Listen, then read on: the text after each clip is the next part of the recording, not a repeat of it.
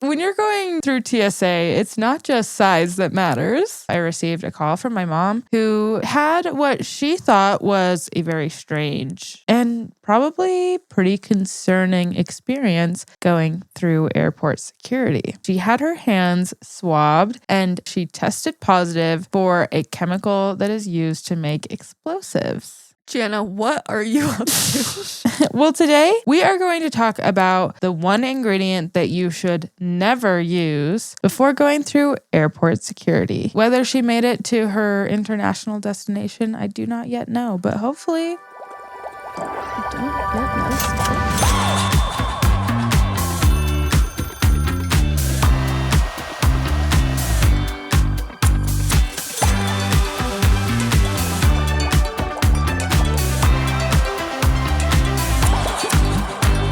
Hello, everybody, and welcome back to another episode of Beauty by the Beaker. I'm Sadie. And I'm Natalie. And we're cosmetic chemists who are here to give science a hot new makeover. We sure are, because it's Wednesday, and that's what we do. Every single Wednesday, you can find us here giving science a really hot new makeover. Every week. Every Wednesday. Until that fateful day that we run out of storage on our external hard drive. So, to prevent that from happening, please subscribe. Like, comment, share this with a friend. Share this with a friend who's going to go on an airplane sometime soon. Yeah. Have you ever considered that your cosmetics might get you stopped at TSA? Probably, because we're all concerned about that with our size of our cosmetics, but maybe for other reasons. Oh, so there's more than just one quart-sized bag that I need to be concerned about? When you're going through TSA, it's not just size that matters. Tell me more. Okay, so if you don't already know, I recently drove across the country from Utah to Kentucky, and then I went because my father-in-law moved to Kentucky. Guys, it's such a long story. Have you ever heard of it? Where is it on a map? I can't point it out. It's above Tennessee. Oh, okay. I can't point that one out either. Well, and Tennessee's in the South. Yeah, officially. And so then we went to Kentucky. Then we actually did go to Tennessee. And from Tennessee, I flew to my home in Salt Lake. And while I was gone, my parents so graciously borrowed my dog, Owen Spalding. That is really nice of them. But they did it on the condition that the day after I returned, I would drive them to the same airport so that they could embark on their own expedition. Coincidentally, the scheduling just worked out this way. It was not that they booked a trip the day after because that was their condition. It was just that you're like, we're going to need a vacation after watching Owen Spalding for a week. I wouldn't have blamed them if that was the case. Oh my God, me either. But it really just happened. The stars aligned that I was getting home the day before they left. But at any rate, I had to drive them to the airport. And shortly after I dropped them off, I received a call from my mom who had what she thought was a very strange and probably pretty concerning experience going through airport security. Oh, did she bring more than a quart-sized bag of toilet? Well, she is an overpacker, but that is not why. Not the issue today. While she was going through, she was stopped and she had her hands swabbed and said she tested positive for a chemical that is used to make explosives.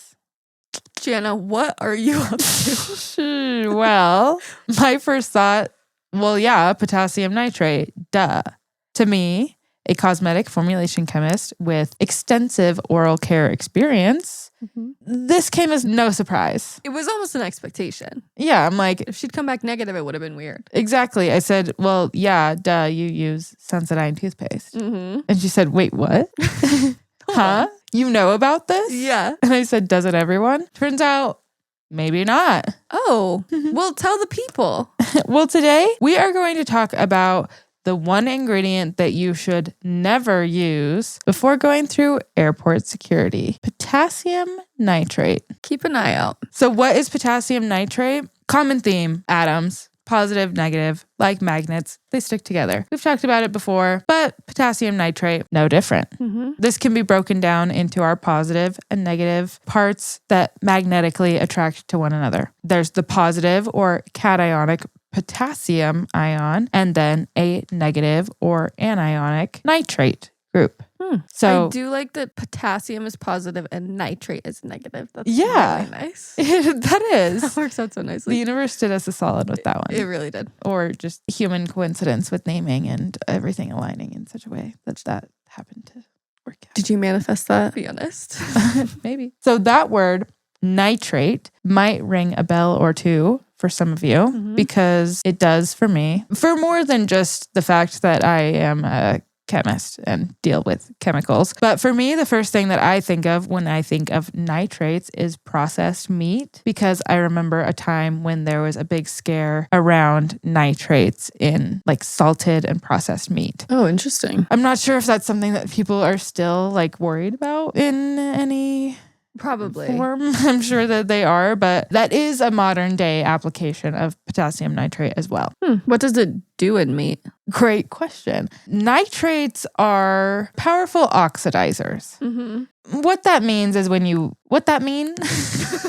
What that mean?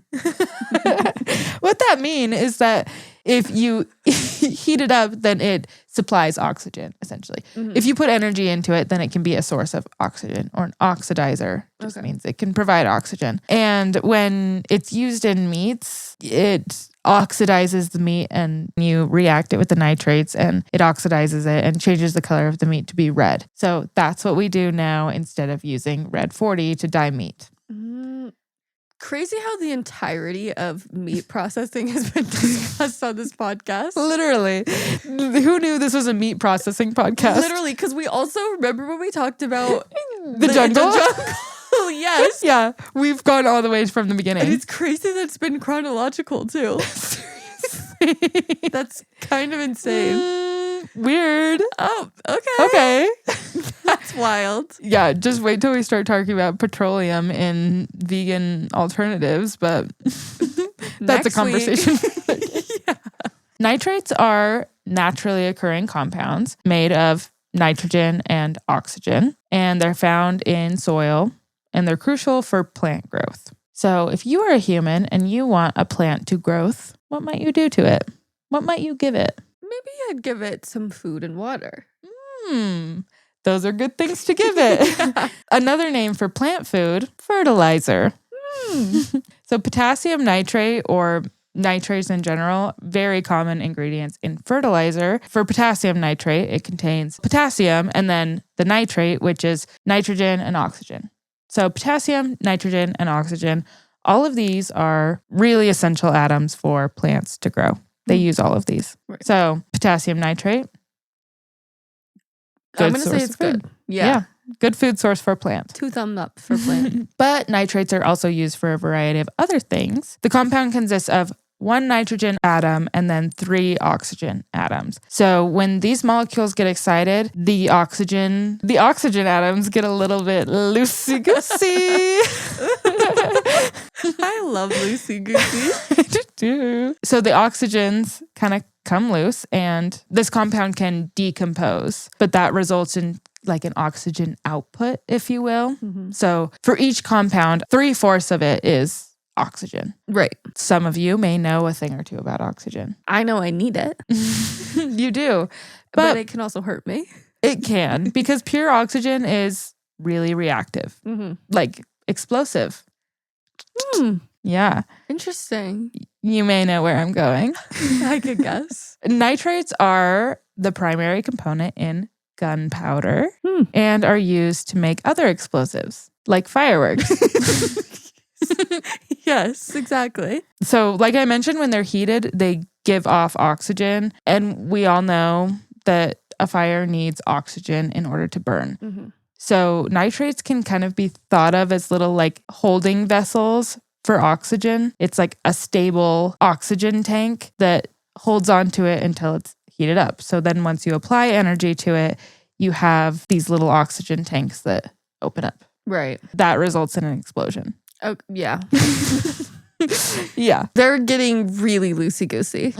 Yeah, they do. And it happens pretty fast when you have a bunch of them. That process, again, they're powerful oxidizers. Right. And the same thing that makes them useful in explosives is what makes them useful in fertilizer and for curing meat. It's that they readily let go of those oxygens. They decompose with just, you put in a little energy and it falls apart. And then you can use all those pieces for something else, Hmm. which is great. It's really helpful. Yeah. It just depends. Depends. Yes, definitely. But when you're going through airport security, part of the explosive trace detection testing, or EDT, is ETD. It doesn't matter. Is swabbing and testing for trace amounts of nitrates or explosive residue. Right. So interesting. Yeah. So as we have covered, nitrates they're used daily by a lot of very innocent people, whether they are going about their day-to-day activities or maybe they're jet setting on new adventures. But today we're going to cover how you can limit your nitrate exposure before you hit your security checkpoint. Yeah, that is helpful. Because my mom somehow had elevated nitrates on her hands. What did they do though? Arrest her? Or did they had to search her entire luggage? So pulled everything out, swabbed all of her stuff. So luckily for her, the airport security line was short. Yeah. But this honestly could be kind of a big deal if you were in a hurry and you're like, I really wish I didn't use Sensodyne this morning because I happened to get swabbed and now I look like I am in pyrotechnics. Literally. And you have 20 minutes to get to your gate and you were hoping to pee before you got on the plane and now you can't. Exactly. TSA's going through your whole bag. So yes, I mentioned that my first thought was that it was my mom's Sensodyne toothpaste, which she did confirm on the phone that she had used that morning. Well, I would hope so. Imagine if she didn't. Yeah. Then it'd be a bigger conversation. So how does potassium nitrate work in Sensodyne? Yeah. You may have guessed that the ingredient that I'm going to talk about again is potassium nitrate. Why wouldn't it be? You're like, that conversation's over. Anyway. Sensodyne's totally different. Has nothing to do with that. Throw everything out that we just talked about. No. So decreasing oral sensitivity or decreasing sensitivity, that's a drug claim. And so it's regulated by the FDA. In order for a product to claim that it's going to decrease sensitivity, it has to include an active ingredient that is monitored by the FDA. So in this case, with Sensodyne toothpaste or any oral care product that claims to decrease sensitivity, it has to include potassium nitrate. But unlike our other examples, for decreasing sensitivity, it's not the nitrate that we're using, but actually the potassium. Maybe, which we'll talk about that too. But the idea behind it is that once in your mouth, these potassium nitrate compounds can degrade, and then the potassium, the positively charged part, accumulates at the nerve endings and blocks the signals from going through. So then when hot, cold, or sugary things come in contact with your teeth, you just don't receive the pain signal that you would before because your nerves are all plugged up with potassium. Interesting. It's like comedogenic for your gut. Kind of, yeah, but like intentional. Yeah. The type of comedogenicity we want. So Colgate carries a sensitivity relief toothpaste, and from their website, this is what they say potassium nitrate does in toothpaste. So this is directly from their site. Potassium nitrate is a salt compound and a natural desensitizing agent.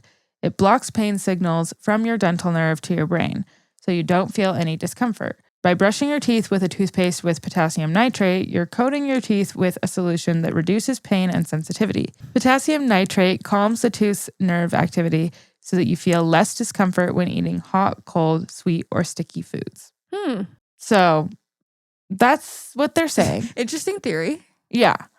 But honestly, there's not like a lot of great data to back this up. I was kind of surprised how not great the data was to back it up. Really? Yeah. Just given that it's an OTC regulated ingredient. Yeah. And that it's like kind of the only one. Right. But I did want to look into it a little bit and see.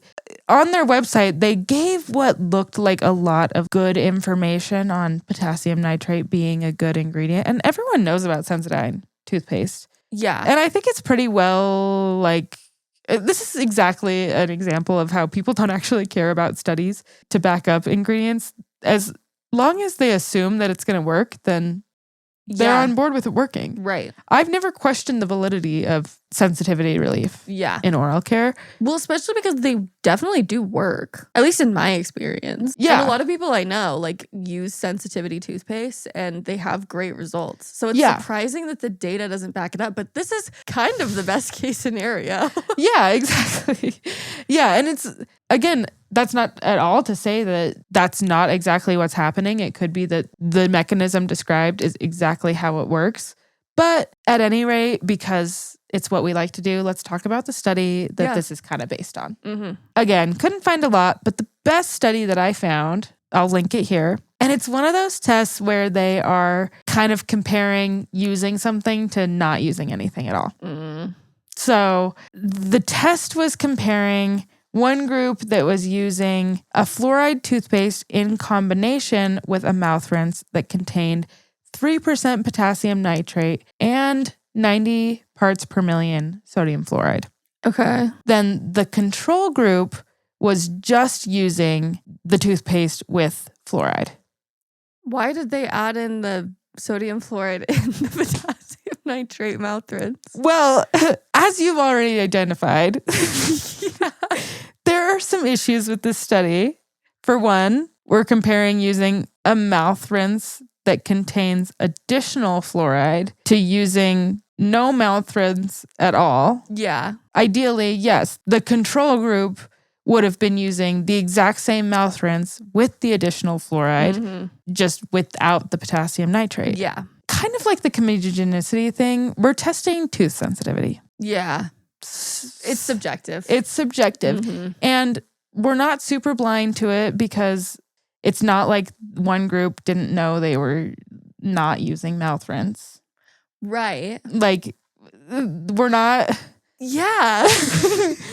Yeah. So some holes. Sometimes it's like, why not though? Like that was such an easy I don't way know. to make the study so much more accurate. I don't know. And our results were that both groups saw significant decrease in sensitivity, but the group that used the mouth rinse saw an increased, like more sensitivity, more or less sensitivity. Yeah. The group that was using the mouth rinse had a greater decrease of their sensitivity. You know, but like, who knows if it's because of potassium nitrate? It could just literally be because using a mouth rinse contributes to that. Yeah, it could be. And again, the mouth rinse and the toothpaste both had fluoride in it. My first thought is that because the mouth rinse had additional fluoride, that maybe it was that they were double dosing the fluoride, whereas the other group was just getting one dose of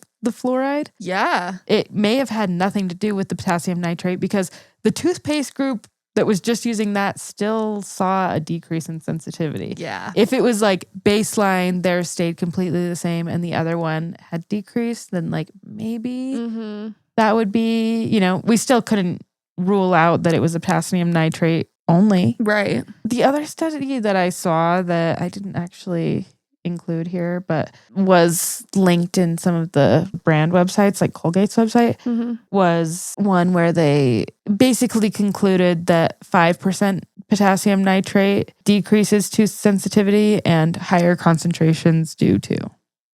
Okay. So it was like they tested higher concentrations and people reported that their sensitivity was decreased, but like so did the lower concentration. Yeah. That was like the result. Interesting. Yeah, I was able to find those two studies. But yeah, this one was the best one and it's not like Even awesome. Then. Yeah, that's very interesting. Yeah. So could it have been that potassium nitrate was helping with tooth sensitivity? Certainly. Yeah. Possible.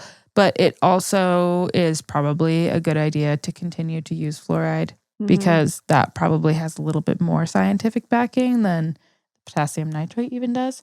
And, you know, at the end of the day, whether or not this toothpaste is going to help with tooth sensitivity, it will increase your chances of being flagged through TSA. Yeah. It will increase the amount of nitrates present that could be picked up in a swab.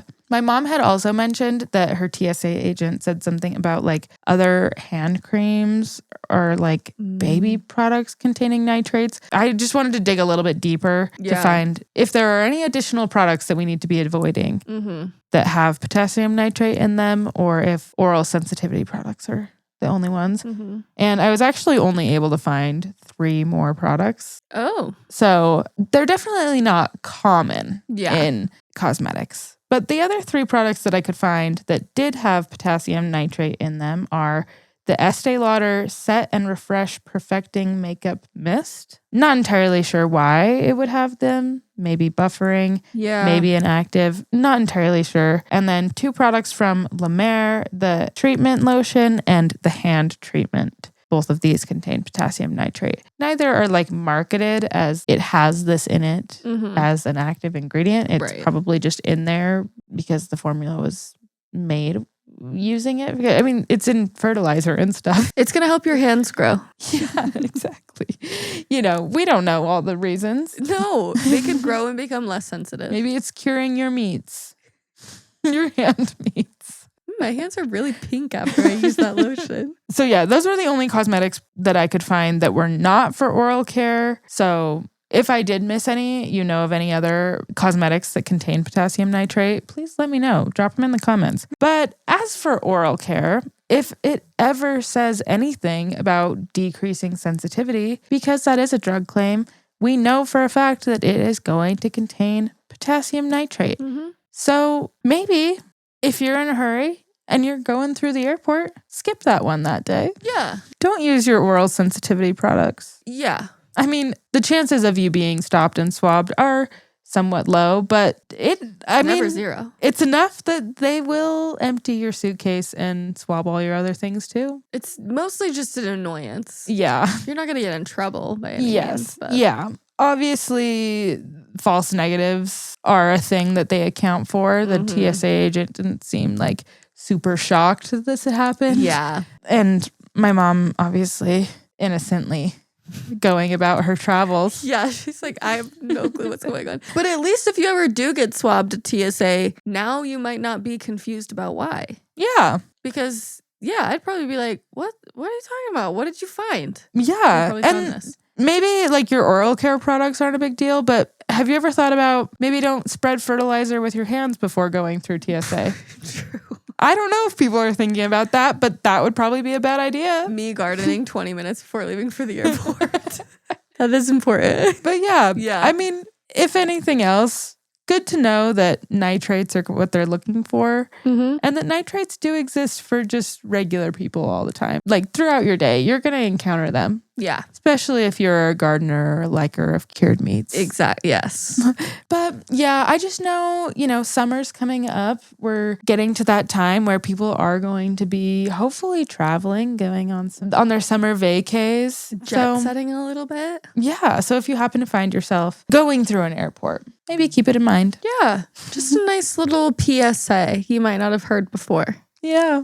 Well, that was so interesting. Thank you so much. I learned something new. That was very fun. Oh, well, I'm glad you did. And I'm so sad that your mom had such a harrowing experience at the airport. Yeah. Luckily, she got through security. Whether she made it to her international destination, I do not yet know. But hopefully... You don't yet know still? No, I don't. I should check. I told her to text me, and now it has been some time. Yeah. Because, they were direct. So they should be there by now. Yeah, they should. Hopefully my mom didn't get stopped for her Sensodyne. She got jailed. It may have been in her bag. I don't know. Her potassium nitrate. She also likes to garden. Well, anyway. Well, yeah. Thank you so much. Thank you so much for tuning into this week's episode. Don't let the fun stop here. Go check out our sources and blog post at beautyxspeaker.com. If you liked this episode, please share it with a friend. Let us know in the comments. Tag your friend in the comments even. Yeah. Tag them directly. Yeah. And please subscribe. We need to get 1,000 subscribers so that we can make $300 for one more SanDisk 2 terabyte to 4 terabyte, ideally, external hard drive so that we can continue to put out quality content for you all. That's all we need. We just want enough to be able to continue spreading the news. If you even just want to send us the SanDisk directly, so Seriously. we'll shut up, feel free. Hey, if you have an in at SanDisk...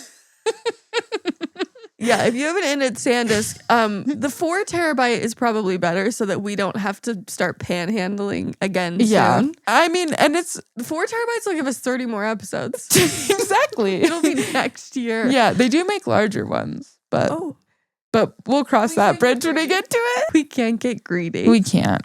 No. But yeah, thank you for tuning into another episode of Beauty by the Beaker, and we will see you guys back in the Science Salon next Wednesday. All right. Bye. Get some sleep.